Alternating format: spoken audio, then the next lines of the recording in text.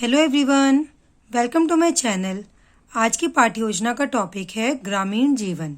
तो सबसे पहले हम कुछ जनरल इन्फॉर्मेशन फिल करते हैं, जैसे विषय सामाजिक अध्ययन, प्रकरण ग्रामीण जीवन, कक्षा 7th, दिनांक और कालांश आप यहाँ पर वही मेंशन करेंगे जिस भी दिनांक और पीरियड में आप ये लेसन प्लान बच्चों को पढ़ाएंगे। सामान्य उद्देश्य लिखते हैं, यह सब्जेक्ट ओरिएंटेड होते हैं। इसका मतलब है कि इस सब्जेक्ट को पढ़कर बच्चों में किस तरह का एटीट्यूड डेवलप होगा, जैसे सामाजिक अध्ययन में छात्राओं की रुचि विकसित करना, छात्राओं की चिंतन शक्ति एवं तर्क शक्ति का विकास करना, छात्राओं के सामान्य ज्ञान में वृद्धि करना, छात्राओं के आदर्श चरित्र का निर्माण करना, छात्राओं को भूगोल का बोध कराना। अब हम विशिष्ट उद्देश्य लिखेंगे।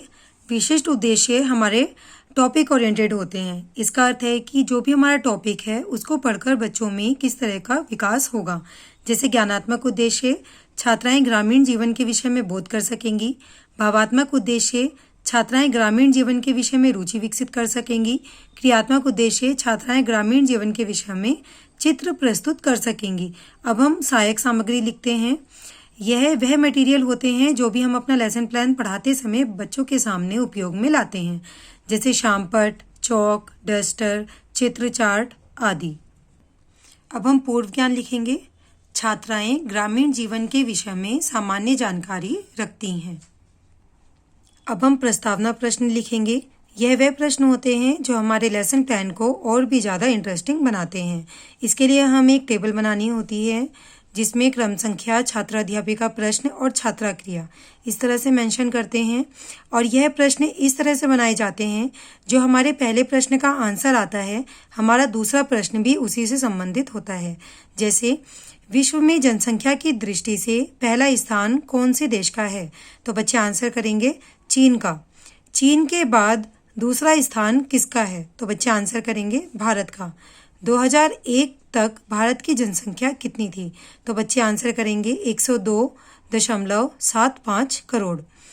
इसके बाद हमारा प्रश्न है, इस जनसंख्या का अधिकांश भाग कहाँ निवास करता है, तो बच्चे आंसर करेंगे ग्रामीण क्षेत्र में या गांव में।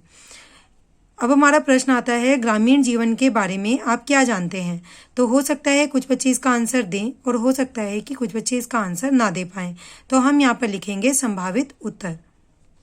और जैसे ही हमारा अंतिम प्रश्न संभावित उत्तर आता है तो उसके बाद हम अपना उद्देश्य कथन लिखते हैं और बच्चों को बताते हैं, छात्राओं आज हम ग्रामीण जीवन के विषय में विस्तार पूर्वक अध्ययन करेंगे। अब हम अपना शिक्षण बिंदु लिखते हैं और यह पढ़ाने के लिए हमें कुछ इस तरह से टेबल बनानी होती है। शिक्षण बिंदु, अपेक्षित व्यवहारिक उद्देश्य, शिक्षण अधिगम अनुभव, छात्रा अध्यापिका क्रिया, छात्रा क्रिया, शिक्षण विधि, प्रविधि एवं सहायक सामग्री और मूल्यांकन। अब हम शिक्षण बिंदु लिखेंगे। ग्रामीण जीवन, अपेक्षित व्यवहारिक उद्देश्य में लिखेंगे छात्राएं ज्ञान का प्रत्यास्मरण करेंगी। विकासात्मक प्रश्न, गांव में मनोरंजन का साधन क्या है, तो बच्चे आंसर करेंगे सांस्कृतिक कार्यक्रम। अब हम बच्चों से पूछेंगे ग्रामीण जीवन से आप क्या समझते हैं, तो यहाँ पर बच्चे आंसर नहीं कर पाएंगे। हम यहाँ पर लिखेंगे संभावित उत्तर। यह हमारी प्रश्नीकरण प्रविधि है। अब हम अपेक्षित व्यवहारिक उद्देश्य में लिखेंगे छात्राएं ग्रामीण जीवन के विषय में बोध कर सकेंगी। छात्रा अध्यापिका कथन, लोग गांव में रहकर जीवन बिताते हैं, उसी को ग्रामीण जीवन कहते हैं। प्रत्येक गांव का एक मुखिया होता है जिसे सरपंच कहते हैं। गांव में रहने वाले व्यक्ति मुख्य रूप से कृषि व पशुपालन का कार्य करती हैं। इसके साथ ही उनके कुछ मनोरंजन के साधन भी होते हैं। यह अधिकांशतः सांस्कृतिक कार्यक्रम होते हैं। भारतवासी अपने विकास के लिए भारतीय कृषि पर निर्भर करते हैं। सादा जीवन, उच्च विचार, यही भारतीय ग्रामों की पहचान है। खेतों में दूर दूर तक लहराती हुई फसलें, कड़ी धूप और खुले आसमान के नीचे काम करते हैं। छात्रा क्रिया में लिखेंगे सभी छात्राएं ध्यानपूर्वक सुनेंगी व शामपट कार्य को अपनी उत्तर पुस्तिका में अंकित करेंगी। यहाँ पर हमने बच्चों को यह शिक्षण बिंदु समझाया है, तो यह कथन विधि होगी और हम कुछ इस तरह से एक गांव का चित्र बनाकर बच्चों को दिखा सकते हैं। जब हम बच्चों को चार्ट दिखाएंगे तो यह हमारी प्रदर्शन प्रविधि होगी। अब हम अंत में एक मूल्यांकन प्रश्न पूछते हैं, वह है ग्रामीण जीवन का अर्थ बताइए। हमारा दूसरा शिक्षण बिंदु है ग्रामीण जीवन में हानियाँ। अपेक्षित व्यवहारिक उद्देश्य में लिखेंगे छात्राएं ज्ञान का प्रत्यास्मरण करेंगी। विकासात्मक प्रश्न, गांव के लोगों का मुख्य व्यवसाय क्या है? बच्चे आंसर करेंगे कृषि, पशुपालन। गांव में होने वाली हानियों से आप क्या समझते हैं? इसका आंसर बच्चे नहीं कर पाएंगे तो हम यहाँ पर लिखेंगे संभावित उत्तर। और हमने बच्चों से प्रश्न पूछे हैं, इसलिए यह प्रश्नीकरण प्रविधि है। अपेक्षित व्यवहारिक उद्देश्य में लिखेंगे छात्राएं ग्रामीण जीवन में हानियों के विषय में बोध कर सकेंगी। छात्रा अध्यापिका कथन, गांव के युवाओं की मुख्य समस्या रोजगार की होती है।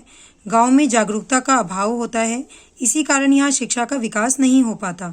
गांव में चिकित्सा केंद्रों का अभाव पाया जाता है और रोगों से पीड़ित लोगों को शहर ले जाते समय उनकी मौत हो जाती है। सड़कें, बिजली, यातायात के साधन आदि का भी अभाव पाया जाता है। अधिकतर किसान अशिक्षित हैं। किसानों के बच्चे अब भी कम ही पढ़ते हैं और जो भी पढ़ते हैं वे खेती नहीं करना चाहते। छात्रा क्रिया, सभी छात्राएं ध्यानपूर्वक सुनेंगी तथा शामपट कार्य को अपनी उत्तर पुस्तिका में अंकित करेंगी। हमने बच्चों को यह लेसन प्लान समझाया है, तो यह कथन विधि होगी और हम अंत में एक मूल्यांकन प्रश्न पूछते हैं। वह है गांव के लोगों के जीवन में क्या क्या हानियां हैं, बताइए। अब हमारा अंतिम शिक्षण बिंदु है ग्रामीण जीवन के लाभ। अपेक्षित व्यवहारिक उद्देश्य में लिखेंगे छात्राएं ज्ञान का प्रत्यास्मरण करेंगी। विकासात्मक प्रश्न, गांव का वातावरण कैसा होता है? तो बच्चे आंसर करेंगे शुद्ध और स्वच्छ। ग्रामीण जीवन में होने वाले लाभों को समझाइए। तो बच्चे इसका आंसर नहीं कर पाएंगे, हम यहाँ पर लिखेंगे संभावित उत्तर।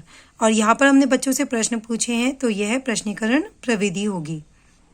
अपेक्षित व्यवहारिक उद्देश्य में लिखेंगे छात्राएं ग्रामीण जीवन के लाभों के विषय में बोध कर सकेंगी। छात्रा अध्यापिका कथन, गांव का वातावरण एवं शुद्ध एवं स्वच्छ होता है। गांव में चारों तरफ हरियाली छाई रहती है तथा यहाँ शुद्ध हवा व पानी मिलता है। गांव का वातावरण पूरी तरह से शुद्ध होता है। गांव में ताजा सब्जियां, दूध, दही आदि प्रचुर मात्रा में पाए जाते हैं और गांव के लोगों में सहयोग की भावना पाई जाती है। गांव में गाय, भैंस, बकरी आदि पशुपालन किया जाता है।